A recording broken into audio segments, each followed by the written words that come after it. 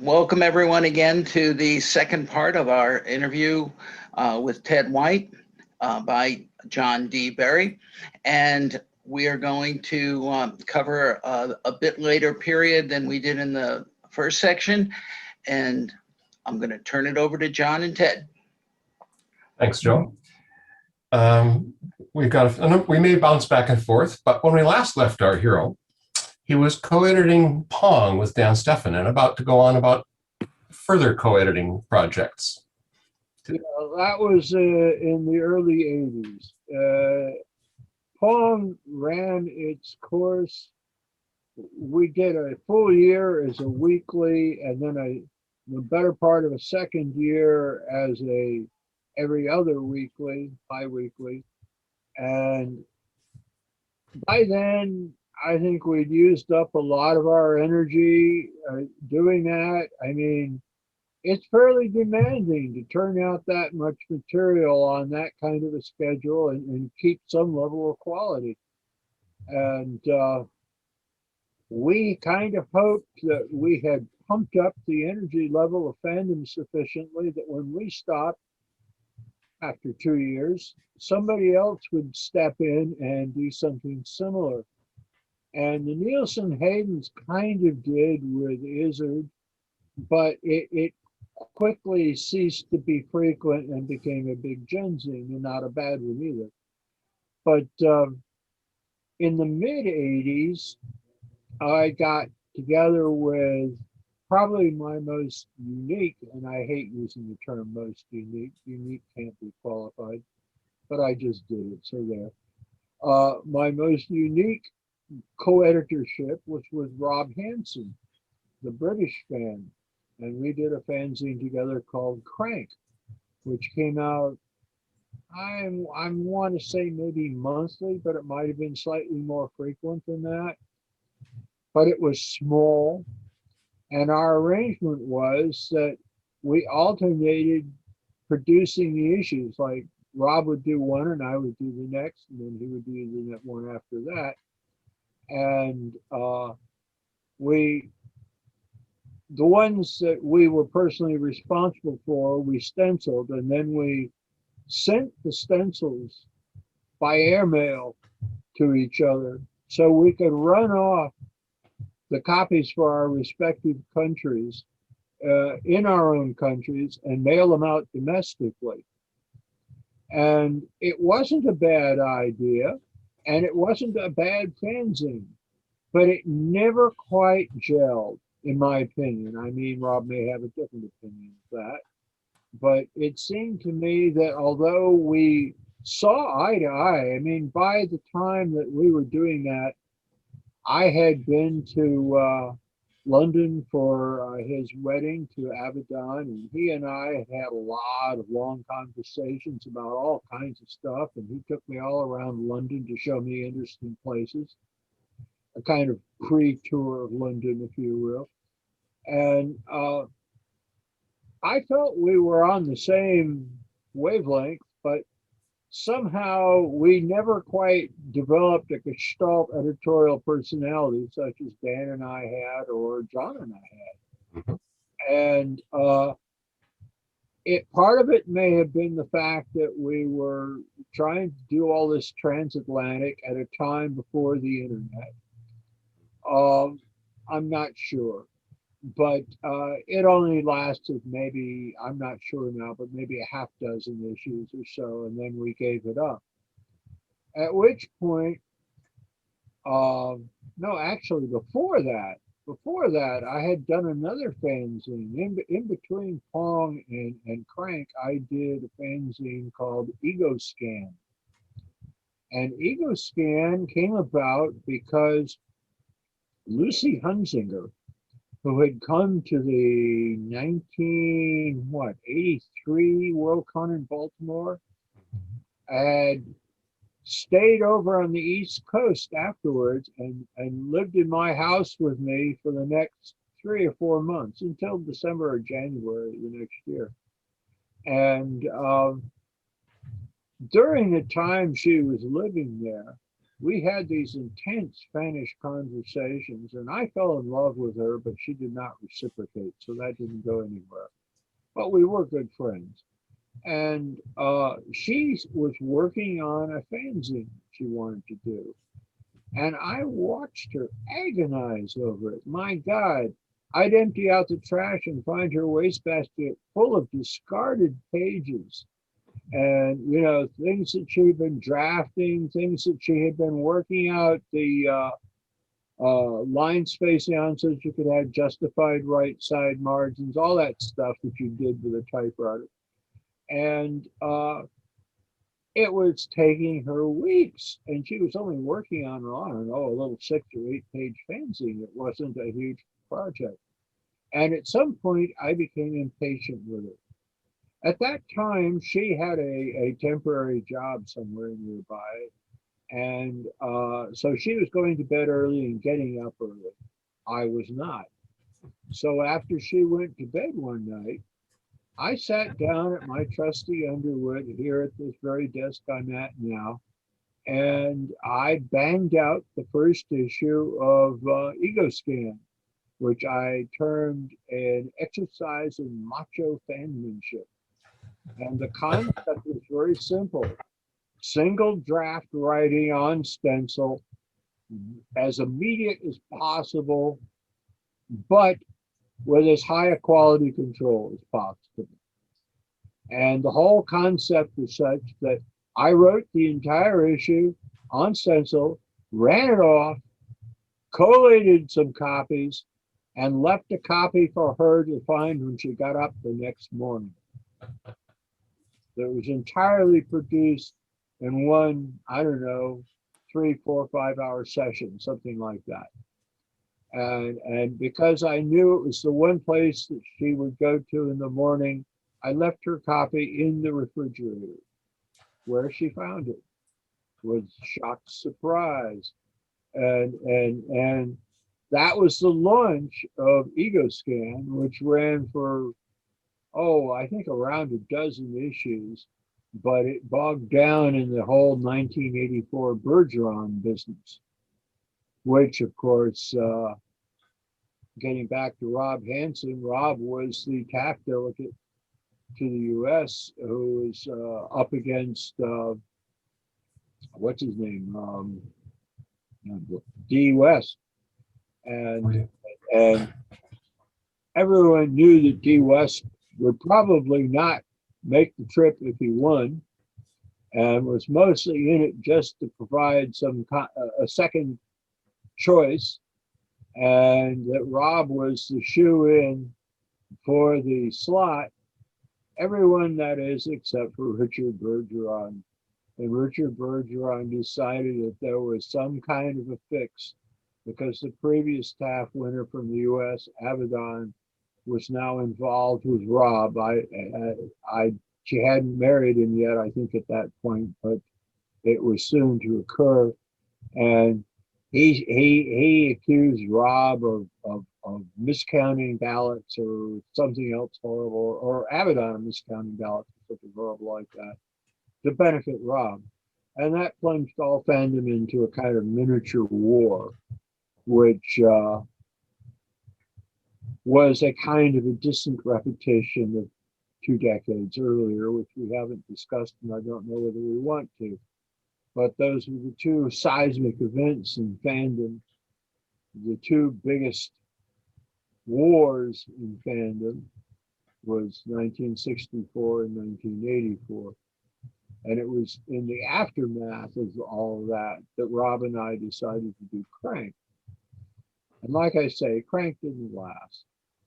And then in somewhere around 1990, 91 maybe, I'm a little vague on the year now, but there was a Madison Corflue coming up, and Dan and I decided that we would do Pong 41 for the Corflue. I mean, we'd done 40 issues of Pong when we killed it. We killed it cleanly. We announced its demise with its 40th issue. No trailing off. but we decided to do 41, and it was almost 10 years later, at least 8 years later. And that got us to thinking, that got our creative juices going, Dan and me. And we decided to do a genzine. And the genzine was Black. And I am inordinately proud of Black. I think that Black is the best fanzine I ever did.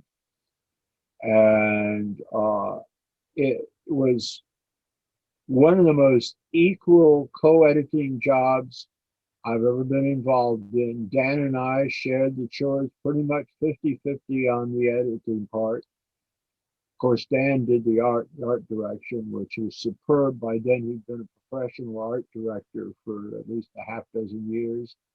And he really knew what he was doing, because he not only understood how to lay out a modern fanzine for desktop publishing, which was our first real foray into that, but also he understood fannishness and what it took to make a DTP fanzine still look fannish and not look all pseudo-professional.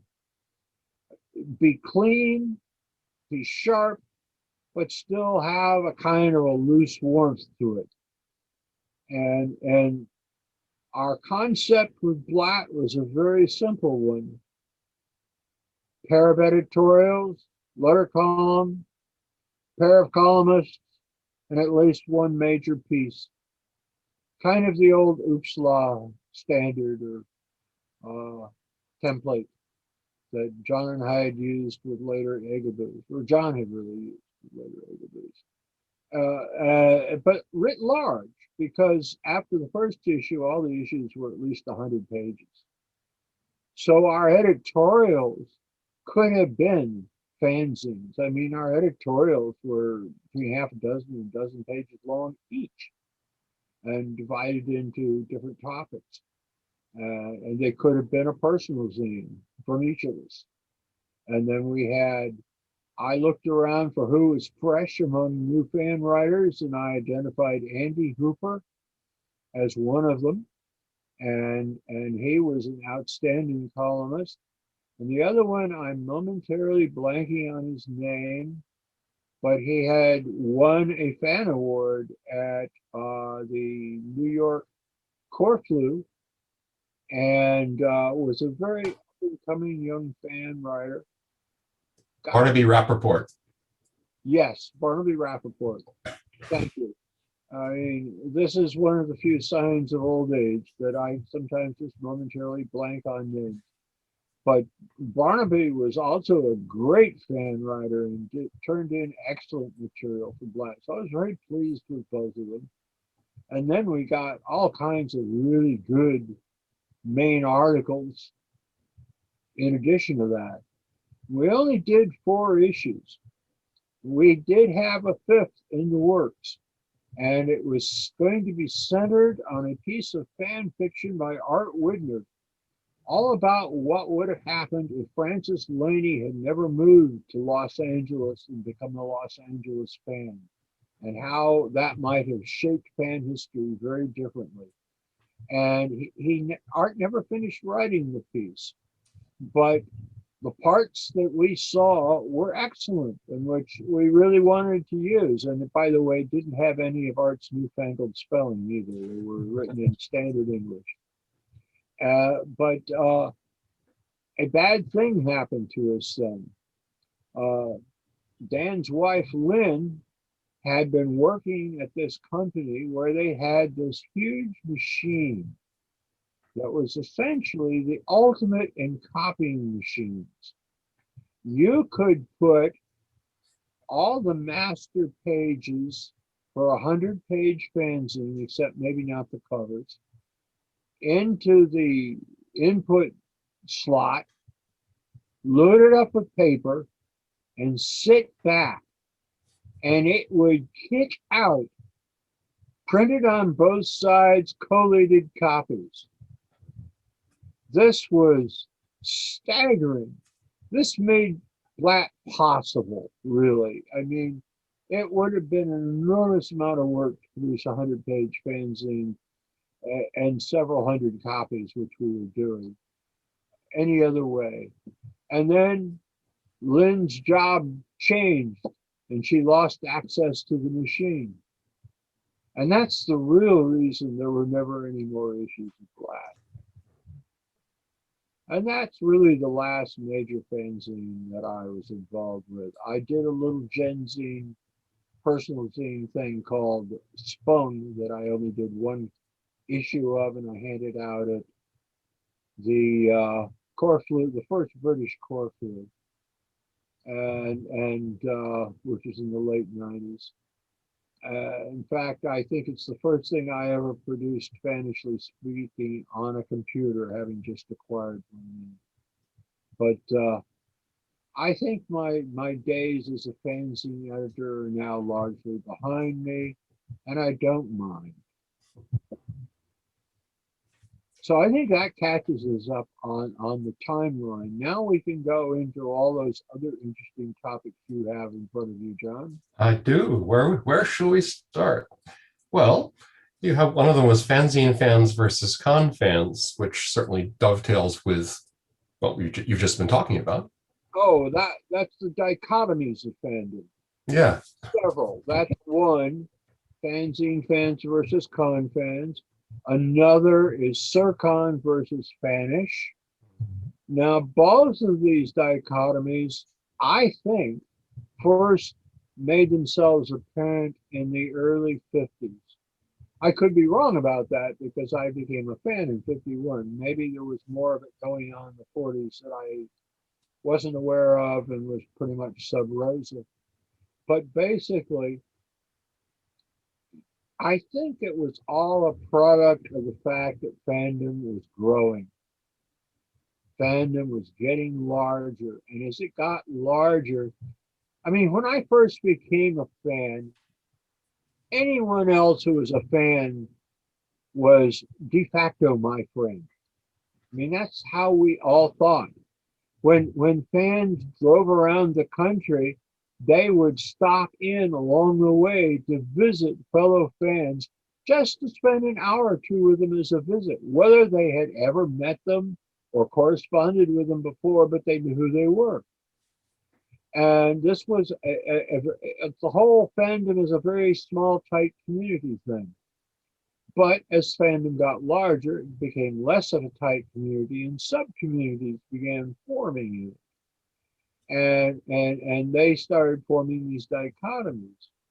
I was not aware of the con fan versus fanzine fan dichotomy until I went to my first convention, which was in 1955 in Cleveland, the Worldcon that year. And I discovered there was this large group of people there who knew each other, who hung out with each other, whose names were totally unfamiliar to me. And by then, I had been a fan, an active fan in fanzines for 4 years.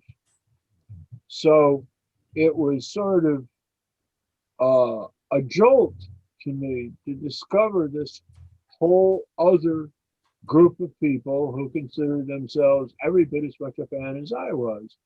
And yet their activities were confined at that time to both conventions, of which there were very few, and clubs. They were mostly club fans, really.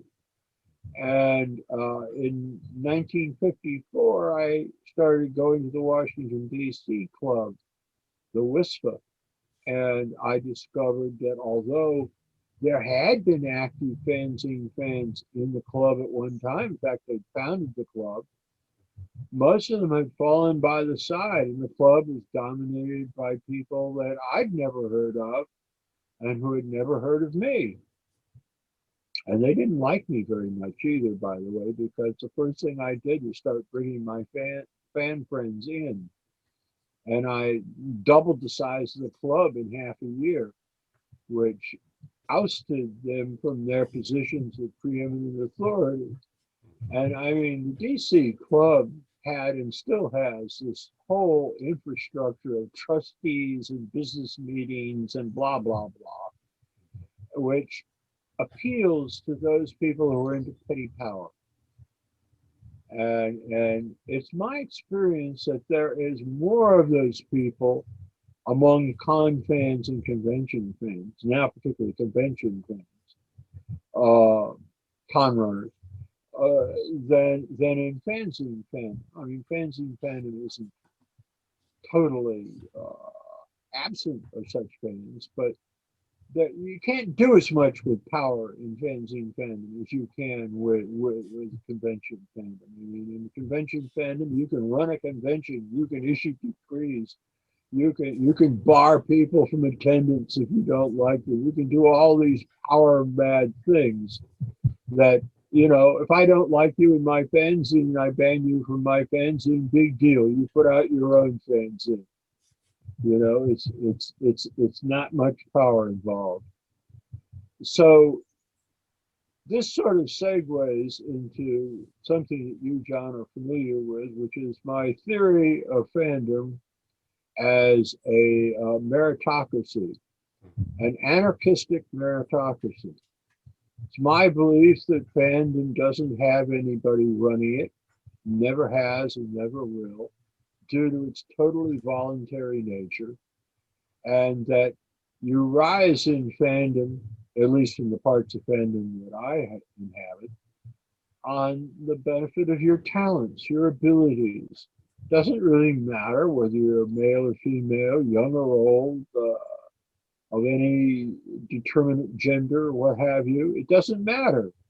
You are who you are on the paper, on the page, in the emails, wherever. It's possible to be a fan without ever meeting anyone else, and therefore you can sort of present whatever persona you want, but inevitably, sooner or later, if you're around long enough, your true persona will come out.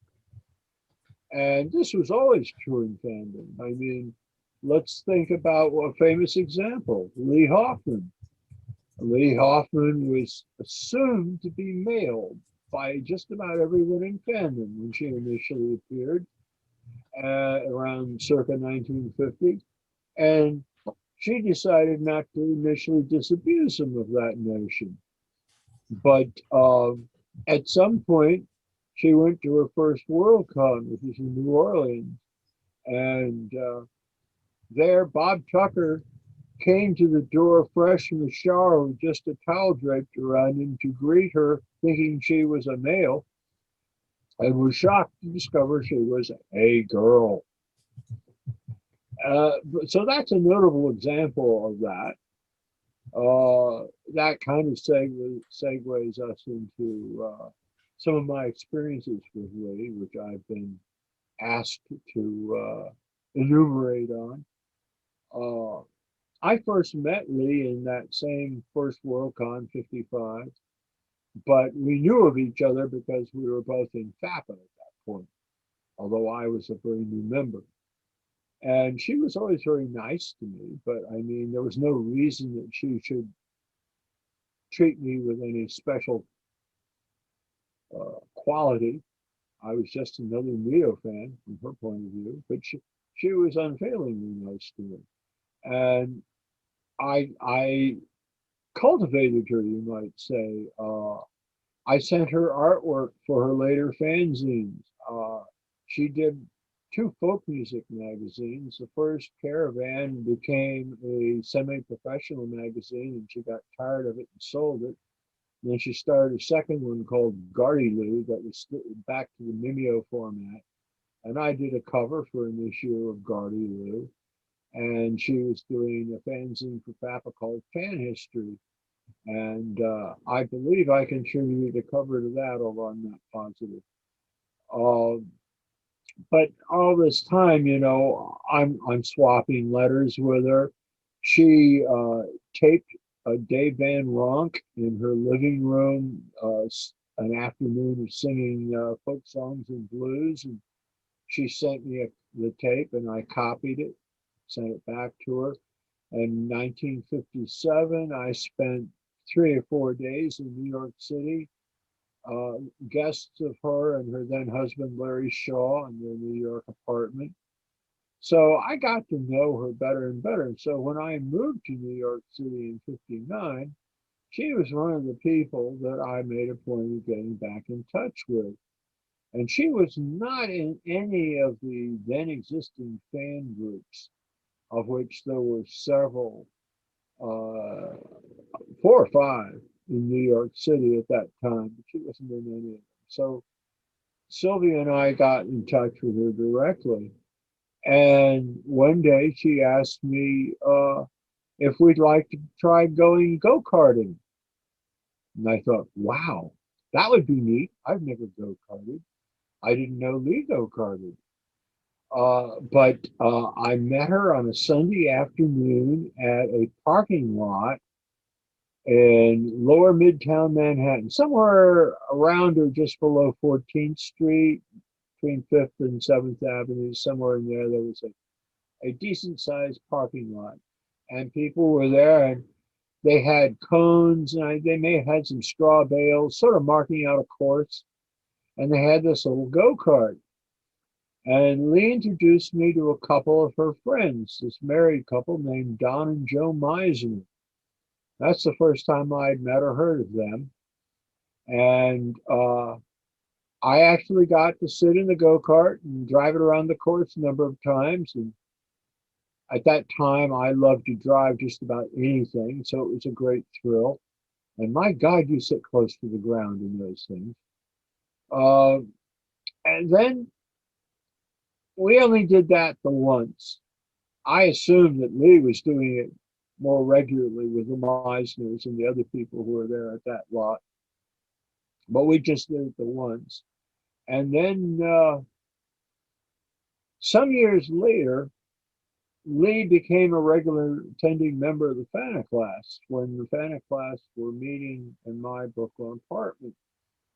And at some point, she said to me, I'd like to bring the Meisners. And I said, sure. And Don and Joe fit right into the Fana class. They were what you might call fringe fans. They got the references, but they weren't, they never done a fanzine, they never would. But they were nice people and very competent people. They lived in this really unique loft apartment off of, I don't know, it was 14th, 15th, 16th Street, somewhere like, it wasn't 14th, but it was in that neighborhood. In this building where there was 3 stories tall, and they had the top floor, but it was a commercial building. And when you arrived there, you shouted up to them, and they lowered the key on a string from their window, which you used to unlock the front door and come in. And then you gave the key back to them after you'd gone up the stairs. They had a really nice kind of pie-shaped apartment, wedge-shaped apartment. And they had us over there for parties a number of times. Once they actually had a roast suckling pig. That was in the fall of '64, and Artist Waters was living with me then. We went to that together. And there really was an apple in the pig's mouth. But Joe apologized to the apple, saying the one that had been in the pig's mouth to start out with had turned to mush, and they had to put a second one in. But they were really fun. Don was very helpful to me when I was having issues with my car. Helped me go up to the Bronx and find a new engine for it. All kinds of things like that. So Lee introducing me to the Meisner was something that had a profound effect on my life in the '60s, and one that I'm profoundly grateful to her for. Now, Lee herself was an enormously talented person. I believe that she was ultimately a very shy person, probably not terrifically well socialized, although she could handle her own when she needed to in social settings. But I don't think she enjoyed large groups of people. But when I first knew her, I knew her primarily as, a fan. And then I found out she was also an artist. I saw paintings she'd done. I think she gave me one. And later she gave me a little soapstone sculpture that she had carved. She was very good at stuff like that. In the early middle 60s, I started writing professionally. I sold my first book with Terry Carr in 1963, and then I sold my first solo books in 64. And so I was just into it then. I was bubbling with enthusiasm about the latest chapter I'd written, what have you. And Lee picked up on this from me. She picked up all that energy from me, and she decided to try writing herself. Now, she had written nonfiction before. I mean, all the folk music fanzines, she'd done a lot of what amounted to journalism for them. But this was her first real attempt at fiction, and she was writing a Western story. And she showed me the first chapter after she'd written and asked me whether I thought she should continue. And I read it and I said, "Good God, yes. You've got to continue. This is great stuff." And as soon, I don't think she'd even written it before she sold it to Ace Books. And she wrote and sold a succession of Westerns thereafter. And I read most of them in manuscript and thoroughly enjoyed it. What an engaging writer she was. She had a natural gift of storytelling. And in addition to all of that, she stayed a fanzine editor. She launched a fanzine called Science Fiction 5 Yearly in the early 50s and rigorously stuck to its schedule almost to her death. In fact, the last issue came out only a month or so before her death. And for me, that was an important fanzine, although it failed one basic requisite for a fanzine, which was coming out every 5 years. There wasn't much igaboo in appearing in it. There weren't letter columns in most issues, and very few fanzine reviews commented in any detail or depth. So it was kind of like, yeah, you were in this memorialized fanzine, but not much feedback. Nonetheless, starting with the early 60s, I was a contributor to every single issue through the last issue. And although I had an article on numbered fandoms in one of the early, possibly the first thing I had in Science Fiction 5 Yearly, most of what I had in Science Fiction 5 Yearly was fiction, not articles. And this was fan fiction, written from a variety of different points of view. I had a Phil Dickens serial that ran for, I don't know, 3 or 4 issues at least, that was set in a sort of post-apocalyptic world on the moon, where a fellow is trying to carry on fandom. And in the process of those stories, I sort of worked through a lot of what was going on then and had gone on in the past in fandom, but essentially an allegory and metaphor. And I had a lot of fun with that. The final story that was in the final issue was the story that I am proudest of, because it's quasi-true. It's not really true at all, but it's based on a series of real events that had to do with when the next issue of Science Fiction 5 Yearly was due, and Harlan Ellison, who had been a regular contributor, hadn't yet turned in his latest piece. And this was the same period of time in which Harlan was forced out of Regency Books by A.J. Budrys and set out on his epic journey to the West Coast to become a Hollywood writer. And the story is told first person by a detective, a private detective whom Lee has hired to track down Harlan, who is missing in action at that point, and get his piece from him. And which he ultimately writes in my apartment in the village during a party. which mirrors an actual event as well. But the whole thing, it's done as a sort of a send up of a old fashioned private detective, Hannah Chandler kind of private detective story, but in totally fannish terms and drawing upon a lot of real world events of that point. And I really liked it. And it includes a description of Lee's actual apartment in the East Village with the cave painting on the wall, all of that. And Lee never had the chance to read it. By then her vision was gone.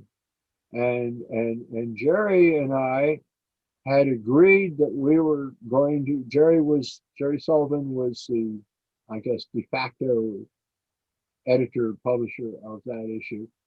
And we'd agreed that I was going to record a spoken word reading of the piece for Lee to hear. But we hadn't quite done it yet at the point at which Lee died. And I was incredibly disappointed that she never actually got to know the piece, to have any understanding of what I had written, because I think it would have tickled her. And I wrote it most of all for her. She was my number one audience for that story.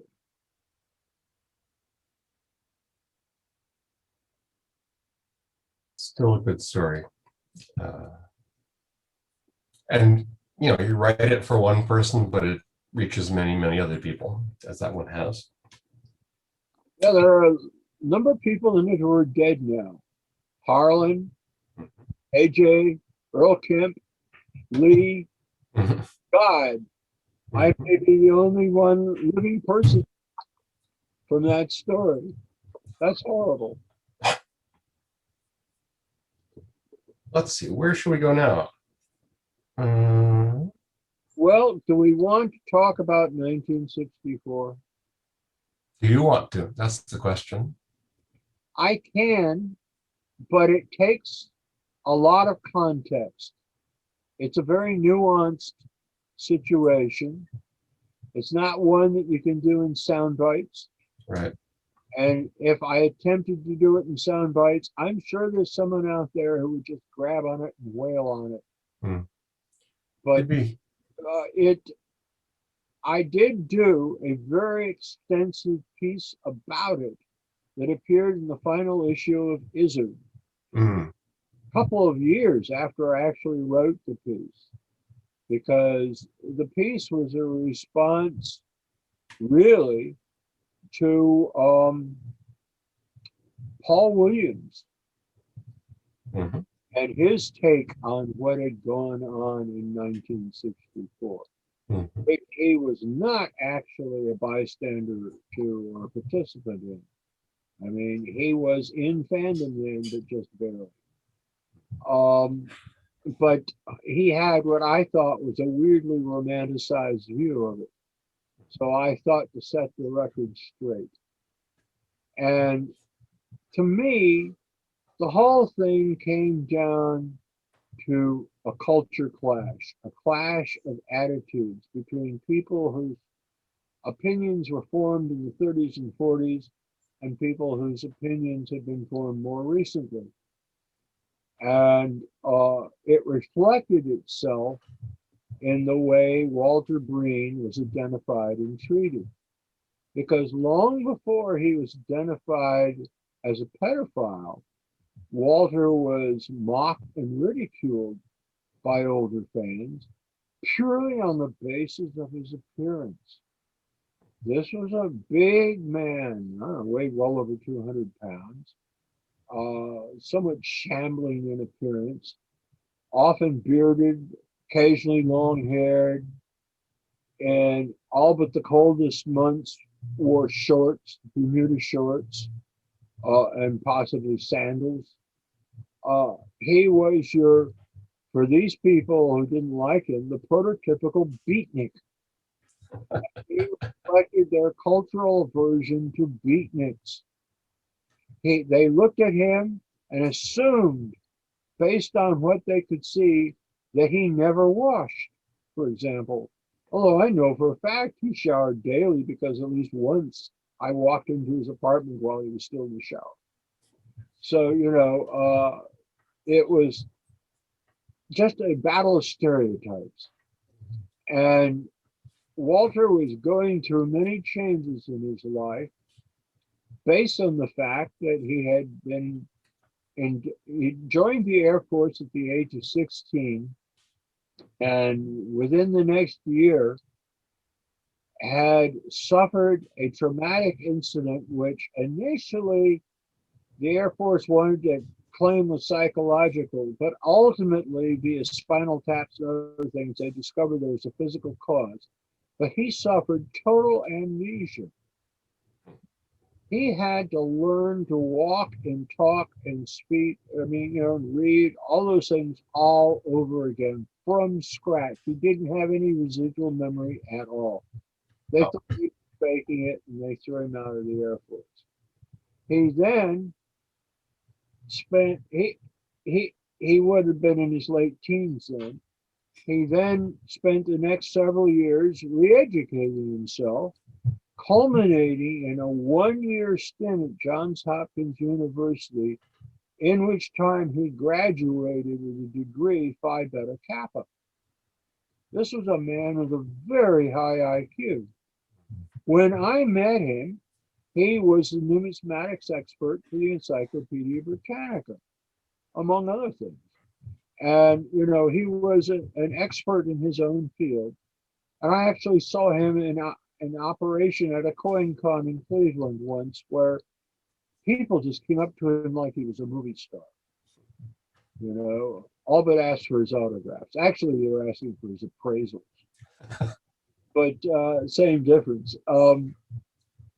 So this was the man that I met initially through Les Gerber, who was a young New York, Brooklyn fan, and who had become a friend of mine.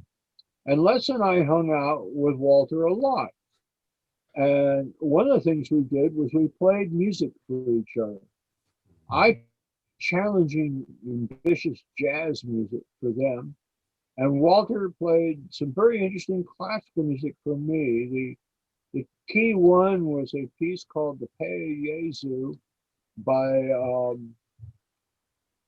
Lily Boulanger, the younger sister of Nadia Boulanger, who was a major figure in contemporary 20th century music. But Lily died before she turned 20.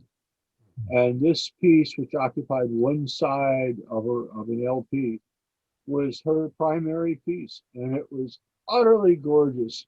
I bought up copies of that LP and gave them to people. Like I gave a copy to Theodore Sturgeon, who thanked me profusely for it. So these were among Walter's positive contributions. He also typed stencils for Void and was a once or twice contributor to Void. And he was just generally part of New York fandom. In 1961, Walter, Sylvia, and I drove to the West Coast to Seattle for the Worldcon that year. And we shared a room with, I don't know, at least one other person because we were into saving money. And at that convention, Walter ran into a very young, the name I'm blanking on, and I shouldn't, because I introduced him to Prodom in the pages. Fantastic. Who am I thinking of? You know who I'm thinking of, John. I should, but I'm blanking too. Gordon Eklund. That's who it is. Gordon Eklund was then in his early teens, 13, 14, something like that. And he had come to the Seattle Worldcon. And he didn't have a place to stay. And Walter offered him a spot in our room. And others overheard this and made the assumption that Walter was putting the make on Gordon and wanted Gordon for himself in his, Walter's, private room. This, of course, was not true. I didn't hear this rumor until shortly after the convention in correspondence with F.M. Busby, who was one of the chairs of the convention. And he mentioned it as a rumor he'd heard from George Sithers, and that Sithers was pushing this as a reason to ban Walter from subsequent conventions. And I thought I put the kibosh to it by telling Buzz that no, Walter wasn't trying to put the make on him. He was just offering him hospitality in a room shared by other people, and not a large room either. So, nonetheless, George Sithers continued to push this theory on subsequent Worldcon chairs.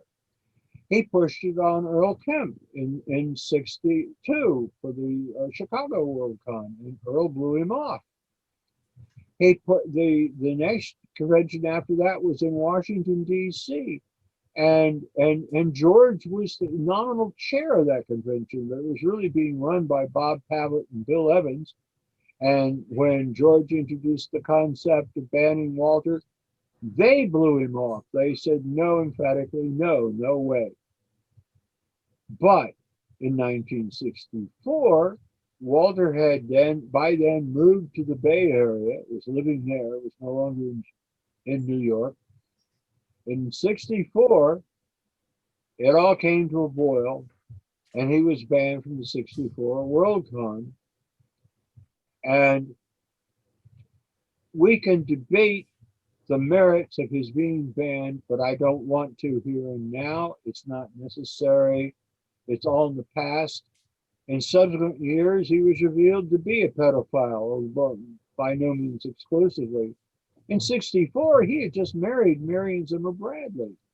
And everyone kind of assumed that he'd turned his life around, that Walter had been going through a period of delayed adolescence, post-amnesia, and that now he'd finally grown up again, was interested in adults. That being the case, what I found ironic, to put the nicest possible connotation on it, was that George Sithers was behind all of this and had been for years, because George Sithers was a pedophile. And I had this confirmed to me by Jerry Jacks, noted Bay Area gay fan, who said that George was well known in the gay community as a chicken hawk, which is what they call pedophiles. And I observed that George was showing up at conventions, and had been for years, ever since the 60s, with a young boy in tow, his protege, someone who was between the ages of 11 and 13, different one every year.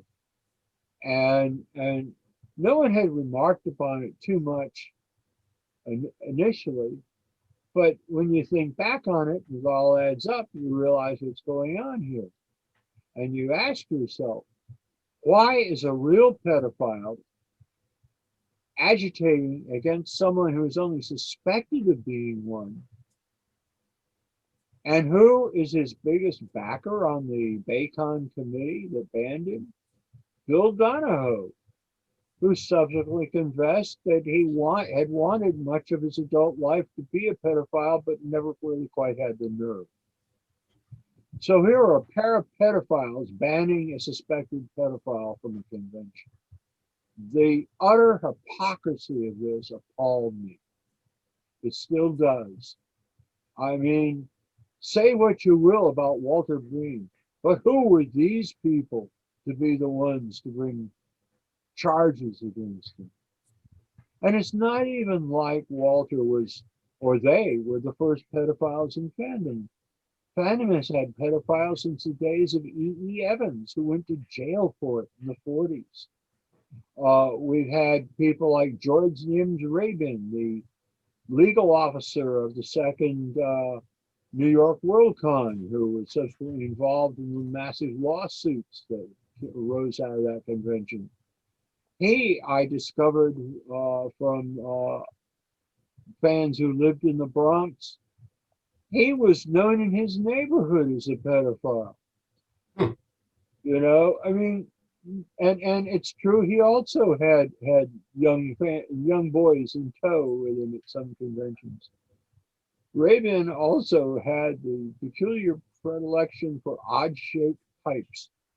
He liked pipes that didn't look like pipes, that looked like torpedoes or something else. You know, kind of science fictional. But no one, everyone knew about these people and their predilections, but no one got upset about it. No one got upset until Walter Breen. Then they got really upset. And I had to ask myself, what was the difference? And the difference was that Walter was a bohemian and the others were very straight in their lifestyle and appearances. And that's all I have to say about 1964.